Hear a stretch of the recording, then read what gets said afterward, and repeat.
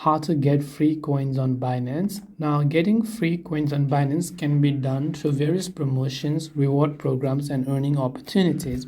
The first is via Binance Learn and Earn. Now, Binance occasionally offers the Learn and Earn platform for some of the users. In this case, if you want to be able to join and earn some of the rewards that they offer, you can go to the Earn section and watch some video guides and take the quiz to earn free crypto if you answer correctly.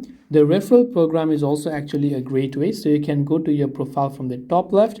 Over here on the shortcut, you can go to referral. You can choose to invite some friends and gain at least a certain amount of percentage of the trading fees in crypto. Obviously, you will get $100 USD equivalent trading fee credit each person you refer to, and you can do it via staking and Binance savings and launch pool and many other bonuses options.